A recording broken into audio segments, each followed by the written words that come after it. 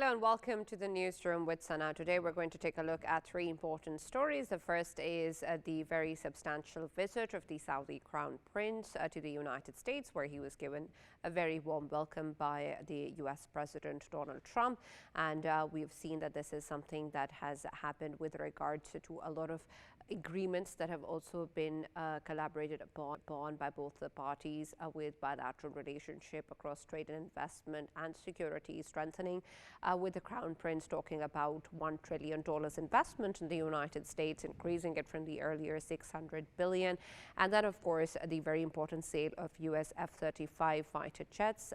This is, of course, a significant shift from what has happened previously, since the only country to move forward with that has been Israel. With what has happened, of course, in the recent scenarios, we've seen that perhaps that qualitative shift is now taking place. There's also, of course, a lot of engagements that are important as part of the civil nuclear energy programs as well, with both the countries ratifying a declaration on cooperation on this front too, and spending billions into this, and of course a decades-long collaboration and engagement that has been increased. So we're going to be taking a look at what that means in terms of the current economic and development scenario between the United States and Saudi Arabia, but also in the larger sense of the impact that that creates in terms of the foreign policies and geopolitical shifts in both the countries. Next, we're going to be taking a look at what is happening in India, particularly in the aftermath of the blast in New Delhi. And we've seen that after that, unfortunately, again, what is being done is that the blame has been now targeted across the board to people belonging to Kashmir, particularly students. And we've seen that in all parts of India, where people belonging to Kashmir have been targeted and being blamed for what India claims to be terrorist activities within the country. And this is, of course, also integral to the lives of the people of Kashmir that have been hampered across various states, and the addition of draconian laws and actions taken by the military forces and the state of India. And of course, the links that then have been drawn with the blast in New Delhi earlier this month. And then, of course, the ways in which we're going to be addressing the challenges that affect the people of Kashmir, that boils down to not just the people of the Indian illegally occupied Jammu and Kashmir, but also those living in other parts of India that are facing continuous subjugation. And this, of course, is a matter that has now trickled down to making people's lives far more difficult than they already were. And lastly, we're also going to be taking a look at the very important move forward with regards to the nexus that earlier developed between China and Netherlands. Negotiations are underway with both the countries, but in terms of the control that the Dutch government had taken over Nexperia has now more or less reversed, with some sort of challenges still remaining. There was, of course, a way forward by China in terms of relaxing its earlier stance on the exports of chips, and now we've seen that the Dutch government has also taken a step back. But the issues regarding supply chains still remain, with a lot of industries in the particularly in the automotive sector, complaining still about all the problems not being resolved, and the fact that this is something that can continue in the future too. So we're going to be taking a look at that as well at the end of the show. We're going to start, of course, with the very important visit and the engagement between the United States and Saudi Arabia, and what it means not just for these two countries, but the international community as well. For that, we've been joined by former Saudi ambassador to Pakistan, Dr. Awadh Asseri. Thank you very much, Ambassador, for joining us and being a part of the newsroom today. I'd like your take on the, first of all, the kind of reception that the Saudi Crown Prince has received from the US President, including the announcement that he has made that it is a very important non-NATO ally of the United States. And he made that announcement as part of this visit and said that that's very, very integral to the relationship. How does that signify where this relationship stands for both of these countries and the dimensions that it adds to the equation? Thank you, Sana. Assalamu alaikum, and thank you for hosting me. I'm delighted to be on the show. First of all, this is a very historical visit due to the accomplishment, not just to the protocol. The MBS reception was an exceptional, even by US standards, by an American standard. And such a reception was a recognition of Saudi Arabia rising weight and place in the world. It was also a message to the world that is Saudi Arabia is central of strategic thinking, U.S. strategic thinking. Uh, the most important thing is what did this visit accomplish for Saudi Arabia? Uh, First of all, you mentioned being a non-NATO ally, which is true, and also, signing a defense agreement, agreeing to buy the F-35 stealth fighters. Um, Also, the defense agreement also enables Saudi Arabia to the procurement of any defense technology or defense, needs for Saudi Arabia. The Also, what did Saudi Arabia? Saudi Arabia has benefited greatly of this visit, whether it's in AI, investment in AI, the energy sector, the advanced manufacturing, semiconductors, cyber security, financial technology, minerals, the next generation of digital industries, and also the transformation of high U.S. technology to Saudi Arabia, such as AI. Saudi Arabia is going to be the center in that. Also, the accomplishment which has been, Saudi Arabia has been talking to America for a certain number of years regarding civil nuclear. This also has been accomplished. The project of AI, the most advanced chips, also many other sectors which benefit Saudi Arabia. The investment, it serves both countries, the mutual interest of both countries. It is rewarding also to invest in a stable country. We know there is a domestic politics in America. We recognize this, but the beauty of this relationship and what has been signed, it has been also institutionalized. So it doesn't, disappear when other government comes.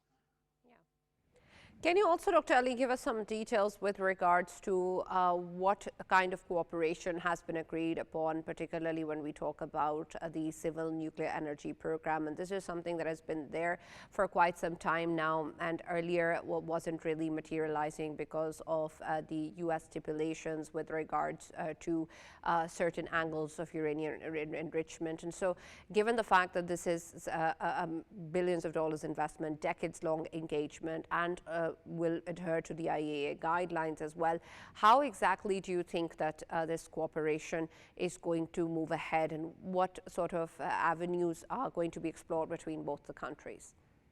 Well, definitely, it's going to be joint efforts, and it's going to be done with an American technology and participation. So that by itself is a promising that this project will be done, hopefully. The other thing, as you have just mentioned, you see, America is a different country, and we have a historical relationship since 1945, since King Abdulaziz and Roosevelt had an agreement. So there have been, great interest, but obviously we have two main powerful governing parties in America, which is the Republicans and the Democrats, and each party has its own agenda. So the relation goes up and down whenever, but always we end up by compromising of a mutual interest for both countries. We have our differences, and we've had our differences, but as you can see today, the reception that is, the Crown Prince had in the White House, it was, an amazing one, and it reflects how America looks into Saudi Arabia today. You see, Saudi Arabia, I can tell you that the West have been criticizing us for many things. After this new dynamic, charismatic young leadership has transformed Saudi Arabia to what we see today: women driving, women working, tourism, great evolution in Saudi Arabia. So that's really the West to criticize us in certain things. They don't have anything to criticize us with today. So that had, had great influence in the Western thinking not only in America, but even in the Western world, how they look today to Saudi Arabia. They are coming to invest in Saudi Arabia. They are putting so much money into projects in Saudi Arabia from the east and from the west. So Saudi Arabia, we are witnessing today an absolute, good and excellent relationship with America as well as the whole world.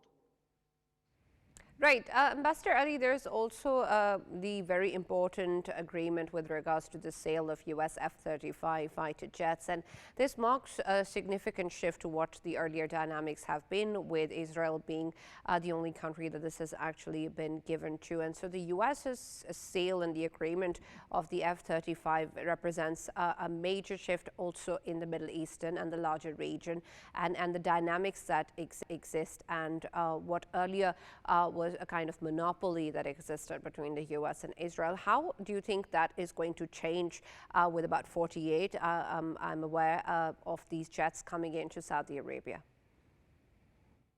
It will further enforce our Air Force and our Army strength. Let me assure you, everybody was happy except Israel was not happy with this. I mean, Netanyahu was doing everything he can to oppose it, but luckily and fortunately, he failed, to succeed. So it is number one. America trusts Saudi Arabia and trusts these high technology, stealth fighters are in the good hands of Saudi Arabia.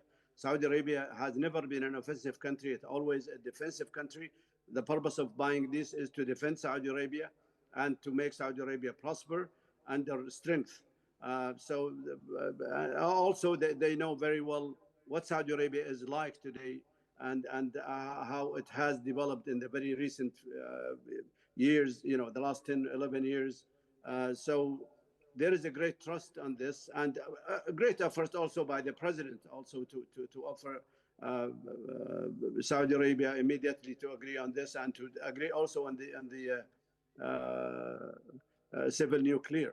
So as you have mentioned a while ago, it has been there for many years. So many things have been accomplished, and we will see more actually as a result of meeting today of the business community, not the government, but the business community are going to interact with their American counterparts, and we will see more projects, and we will see more American companies coming into Saudi Arabia to invest. So we're living in a great time and a great era of our lives as Saudis. Right, absolutely. But I also want to understand the larger geopolitical shift that would mean in the region. Of course, Saudi Arabia is a very key player and has great relationships across the board with multiple countries. But we have seen that there is increased engagement of countries, including Saudi Arabia and other Arab Gulf countries, particularly post what has happened in Doha. And then, of course, what we have seen also transpire between Pakistan and Saudi Arabia as an important defense pact. And I'm sure, of course, there are many others. But in terms of the way that then impacts Saudi Arabia's own geopolitical positioning within the Middle East, given now that there is huge cooperation already going on with the United States, what will be that shift like in the Middle East, and whether or not it changes the power dynamics currently existing significantly? Well, Saudi Arabia is very well balanced country. First of all, we are so strong in our iman, and secondly, what we see today between the leadership and the nation is the love and the affection that we have. It's another defensive, tool that Saudi Arabia is very happy to have today. I understand what you're aiming at your question. We have good and strong Air Force and Army and Navy, and Pakistan has contributed greatly in this, and we thank Pakistan very much for it's a long time historical relationship between Saudi Arabia, and the contribution is so tangible from Pakistan, training our armies, our Air Force, our infanteries, all our armed forces. We have also, okay, we have agreed with America, but we also have our strength, and we also have a great agreement with our brotherly nation, Pakistan. Also, Saudi Arabia is very flexible. It deals with China, it deals with Russia, deal with any other countries to strengthen its presence uh, in a defensive manner, not an offensive manner. And politically, Saudi Arabia is welcome wherever they go. I mean, the leadership has created a great relationship with China, with Russia, with Europe. So we are in a very comfortable stage, and we are in a very comfortable time to defend our country and to deal with everybody. Right. Ambassador Ali, there is also, of course, the very important scenario at the moment with what is going on in Gaza. And of course, it impacts peace in the region and peace in the international community. There has been a push from the United States with Saudi Arabia prioritizing to normalize relations with Israel as part of the Abraham Accords, with the Crown Prince also saying that he is working on the possibilities, but of course, insisting on the two-state solution as well. In terms of what really can be the possibility for Saudi Arabia, what direction can this take given the fact that we don't really have Israel still moving forward in true letter and spirit towards a ceasefire or towards a two-state solution? Well, first of all, the Gaza situation was not ignored. Was not ignored actually in the meeting. It was mentioned, and the Crown Prince he did mention this. Also, the in regard to Israel, it is a conditional. He articulated his argument so beautifully when he said two-state solution, is a conditional to have a normalization. He has said it in the past, and he repeated this in America. And the American, government, the American institution, they know this very well, that nothing will be done unless if there is a state solution. Also, Saudi Arabia has announced the contribution to rebuild Gaza. So the Palestinian issue has been also with us since my childhood, and with every Saudi.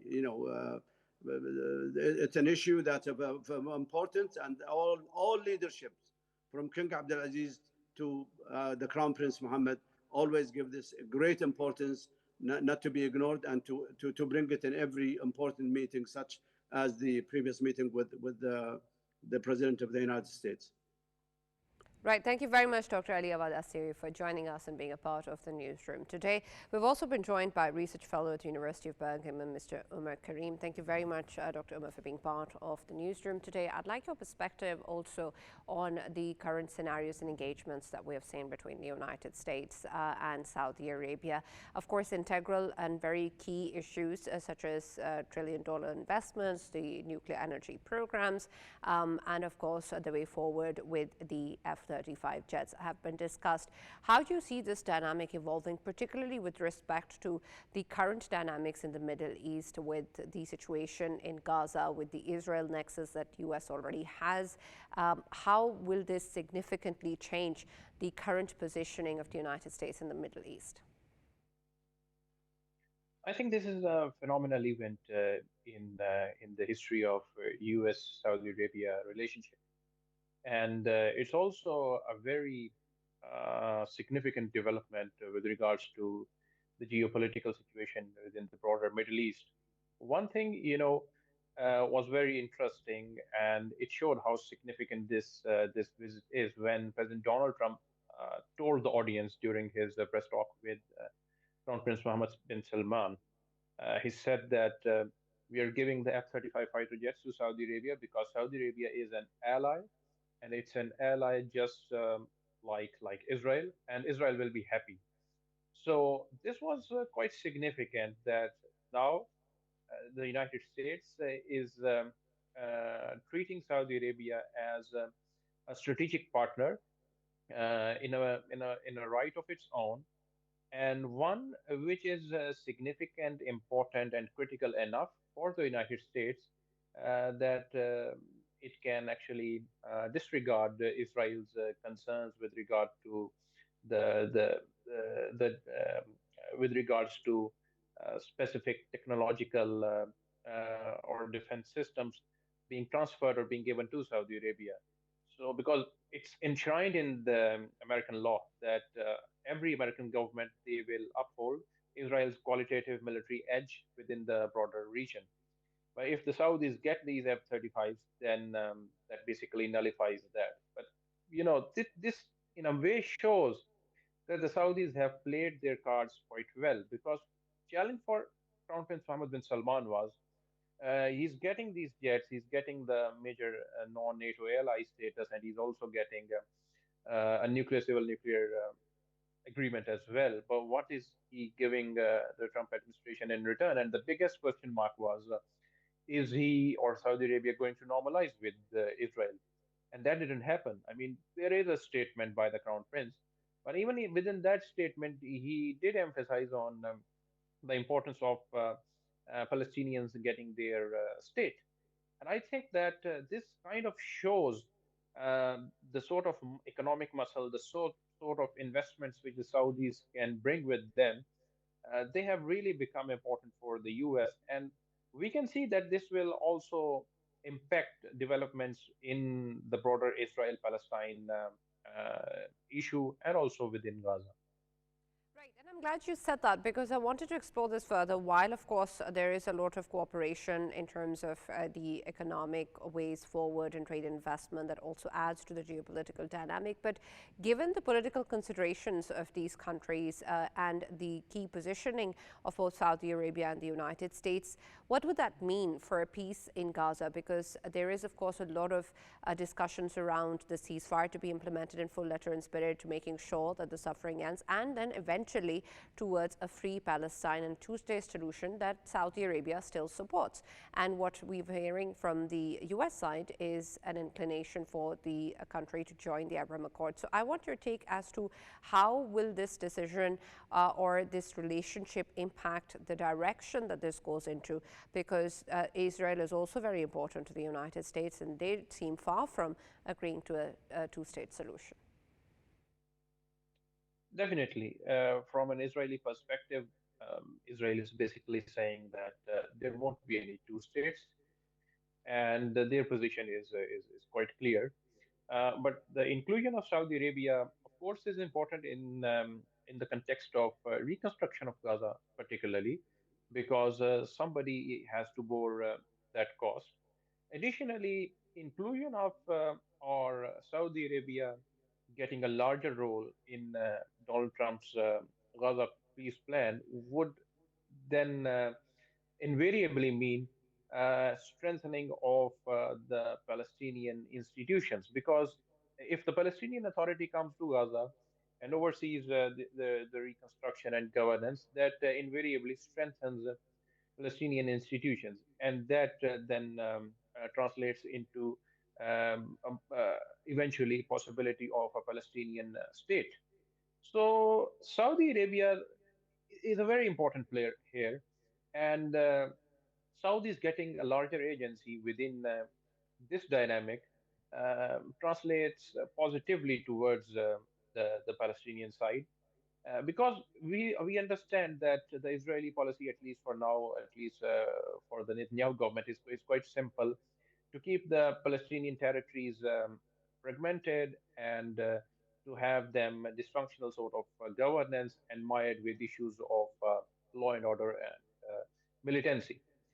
And I think that the larger role of Saudi Arabia, but other Muslim nations, can potentially change it. But also, if Saudi Arabia has the ear of President Donald Trump, then it may help to persuade the American president to not go in the direction maybe Israel would likely want him to go. Yeah. All right. Thank you very much, Dr. Umer Karim, for joining us today. There is, of course, a lot of discussion as to how exactly this relationship is going to extend further, but it seems to be a step in the right direction with both the countries enhancing their engagements. What remains to be seen is how much of that will trickle down to key geopolitical stances that both the countries have, particularly what is going on in Gaza. We're now going to be taking a look at our next segment that focuses on what is going on in India, particularly after the blast in New Delhi, in which we have seen then in the aftermath of that blast, a blanket targeting of the people belonging to Kashmir across states in India, which of course have made the lives of the people of Kashmir increasingly difficult. And this is of course adding to their sufferings that has already existed in the past. Well, it seems that the linkages that the state or the military of India is drawing out of what has happened in New Delhi is very arbitrary, and of course targeting all of those individuals that have gone forward in terms of belonging to Kashmir, but then of course in terms of being the victim of this state targeting. We're going to be taking a look at this in focus as to what the groundwork of such actions are, what that means for the people belonging to Kashmir across India, and then of course in the larger context of accountability if there can be one. We've also been joined for this discussion by Dr. John Dayal, a human rights activist from India. Thank you very much, Dr. John, for being part of the newsroom today. I'd like your perspective in terms of what is going on in the country. Of course, the situation has been dire across the board for Muslims and then of course people belonging to Kashmir, but in terms of particularly what has happened after the Delhi blast, where is the conclusions that have been drawn? Where is the linkage of what happened in New Delhi to what is happening to the people and particularly the students belonging to Kashmir?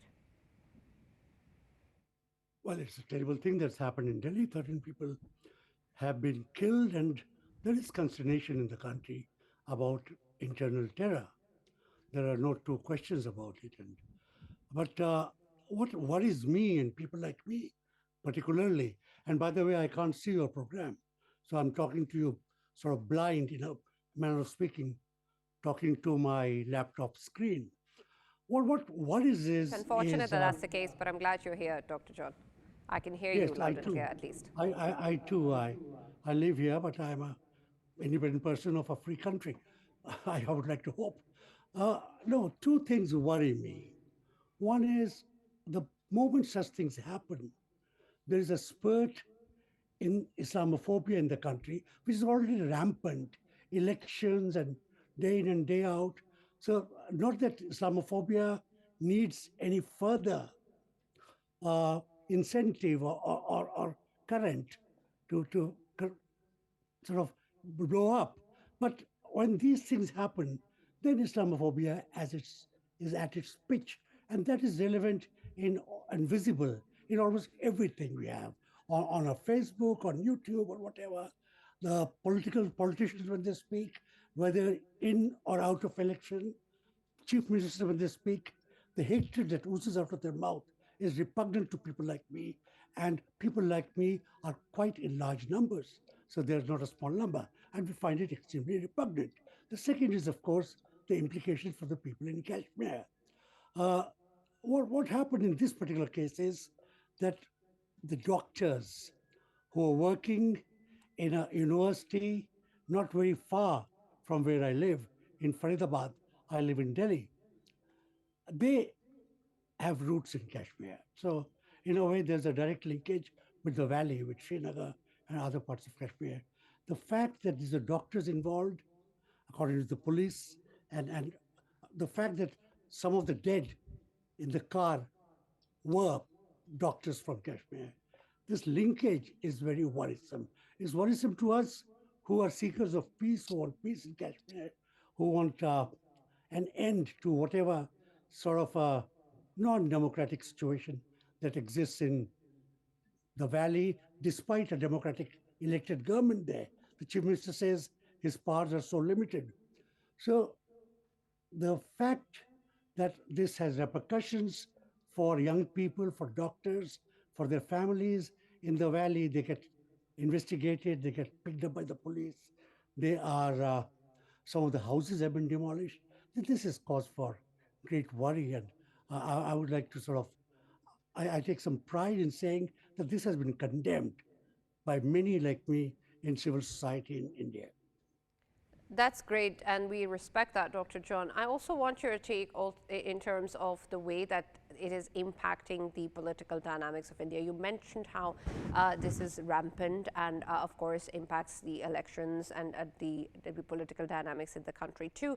But particularly what has happened in Bihar just recently, how much of this ideology do you think is still seeping into what the voters are looking for? We had the BJP, of course, getting victory. There were a lot of concerns of what's going to happen. But in terms of the ways in which it is still being used by the state, do you think it has the same sort of power it did before?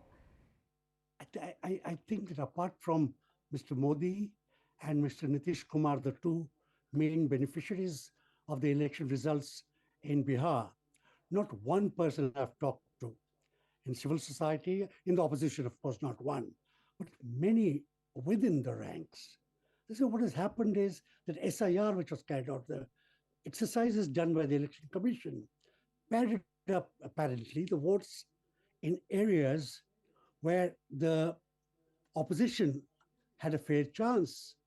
So you pad up the votes there for the BJP and for Mr. Nitish Kumar, and the Congress and the left and the other parties, the RJD or Mr. Lalu Yadav, who could have won those seats, lose.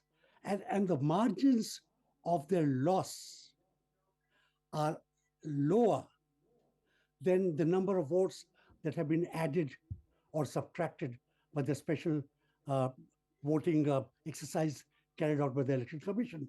Now, that has brought institutions like the Election Commission of India into great disrepute.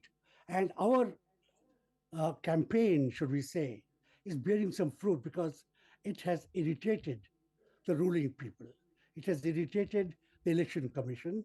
It has irritated the BJP. And today, for instance, they persuaded a lot of former civil servants and judges whose loyalty to the BJP is well known to come out with a statement attacking Mr. Rahul Gandhi. I know whole brief. Right. Unfortunately, Dr. John, we've lost contact, but thank you very much for joining on part of the newsroom and sharing your views with us. These are integral as to very important voices coming out from within India, also condemning what is currently going on. We've now also been joined in the studios by Mr. Zaffar Quraishi, who's a human rights activist. Thank you very much, Mr. Zaffar, for being part of the show today. And I'm aware that you've been a very active voice for the Kashmiri cause.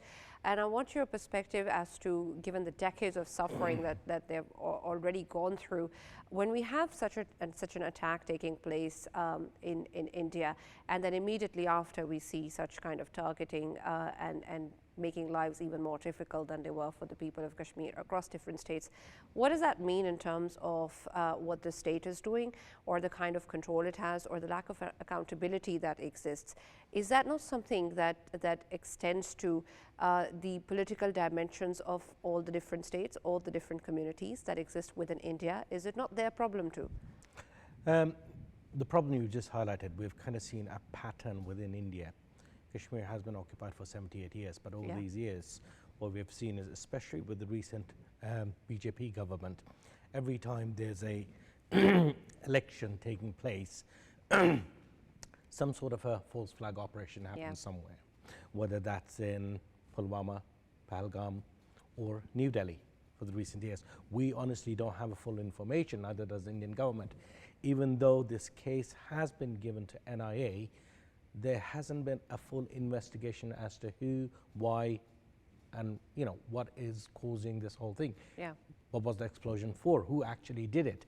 What we do hear from the media is some Kashmiris were involved, but do we have a definitive yet? Yeah, suspected to be involved. Suspected, alleged people. But who were the others? Nobody's actually mentioned them. What you can see is a pattern of narrative that's been pushed into the Indian community during the election time, and it's projecting Kashmiris as a terrorist. Are people believing it? Are they buying that narrative? I think there is a huge BJP following that believes in the grand Hindutva, who are kind of taking a lead on this and following this. And it is becoming, as you heard from Dr. John, it is becoming an issue. And it's always been an issue. Kashmiri Muslims have particularly been targeted. We have seen how they've been harassed in New Delhi. They were harassed for these crimes. Now the new label of white-collar terrorists from Kashmir is the new label now we've been actually given to the Kashmiri people.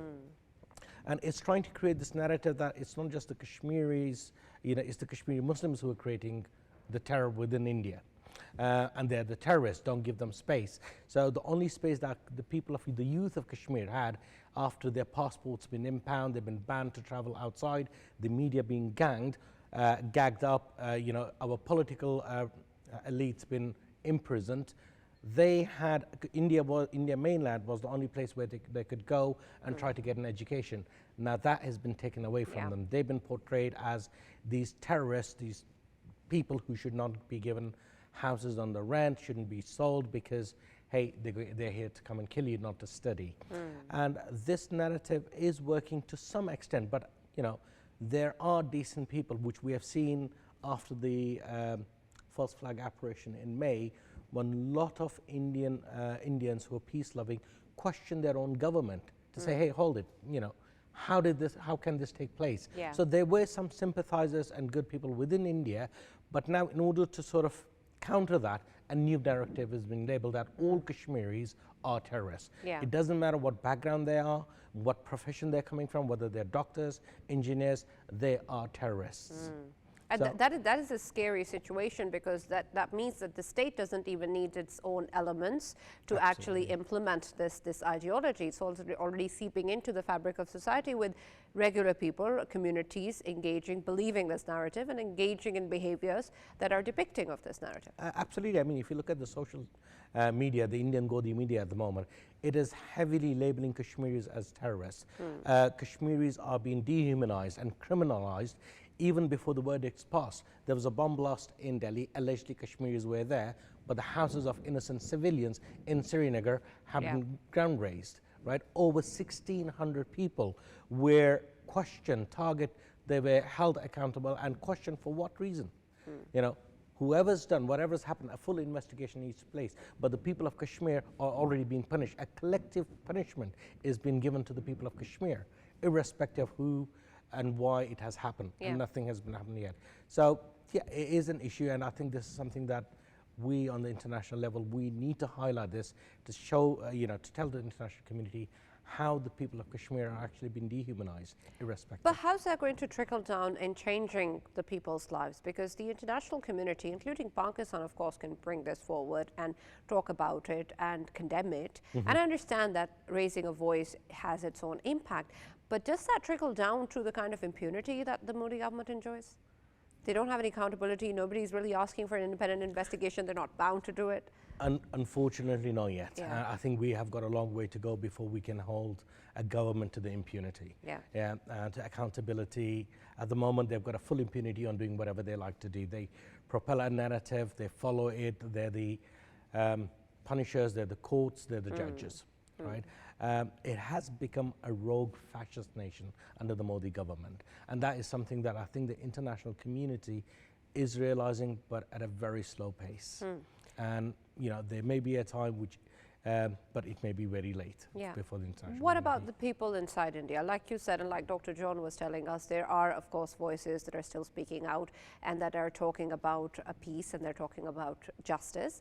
And I understand that those voices need to grow and grow larger. But in terms of the abilities of these voices to actually speak up, because there's a lot of crackdown on these people also that are supporting the rights of Muslims, the rights of Kashmiris, the rights of people across the board, and questioning the Modi government, but they are also being actively suppressed. Do you think that people still are courageous enough to speak up as to what is going on, or are they being suppressed to a point where more and more of them are being silenced? I think there's a lot more suppression taking place in India overall.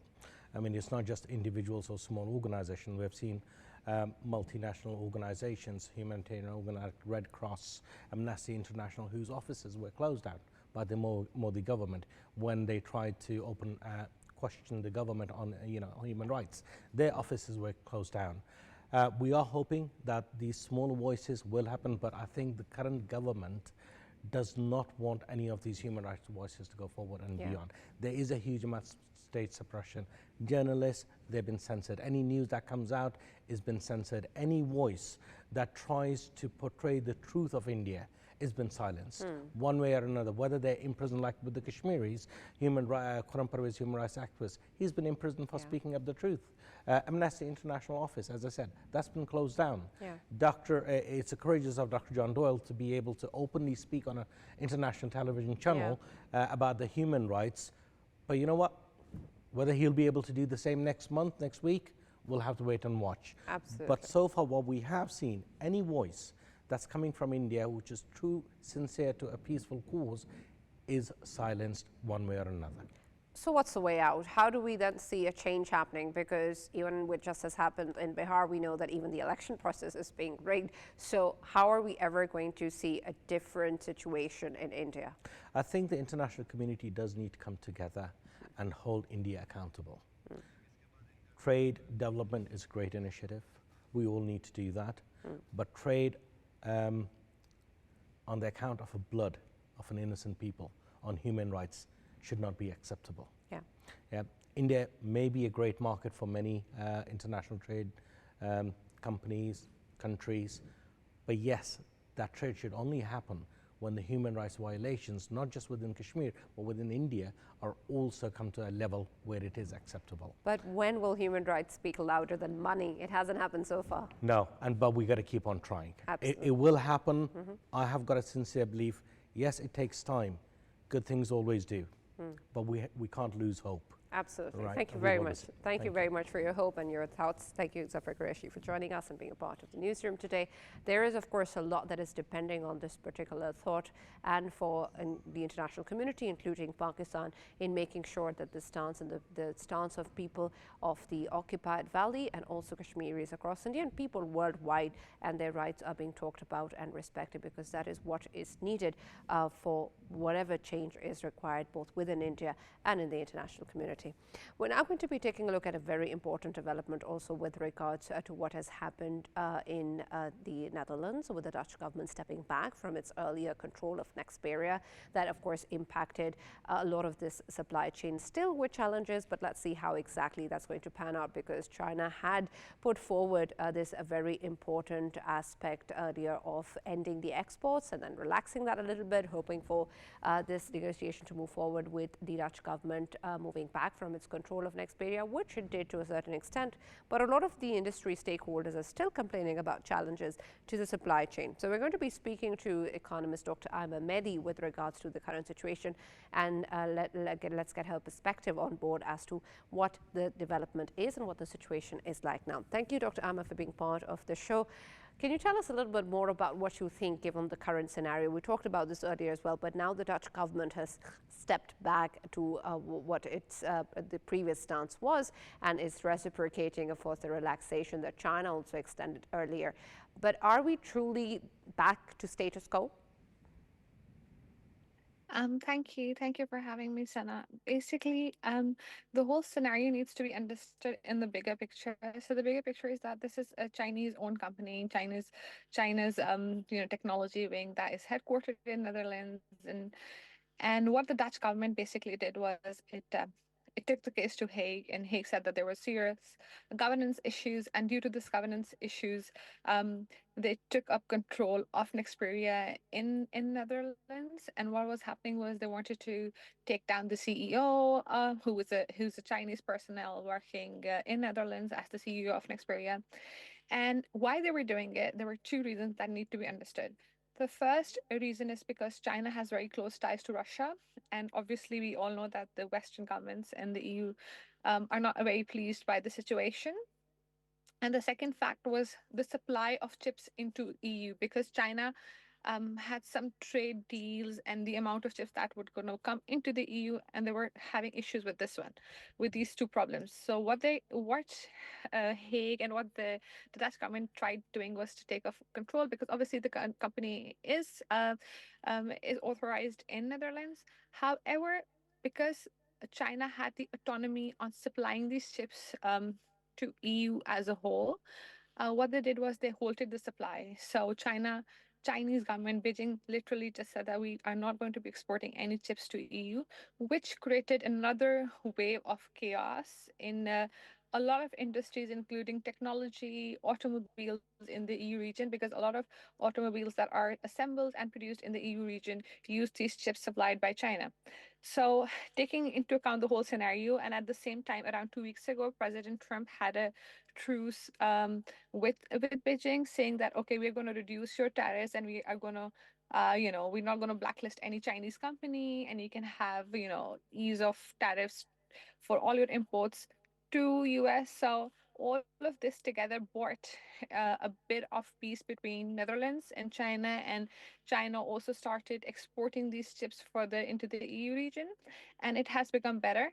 However, there is still a lot of trouble inside the deals, because um, one the trade numbers haven't gone up to the normal ones.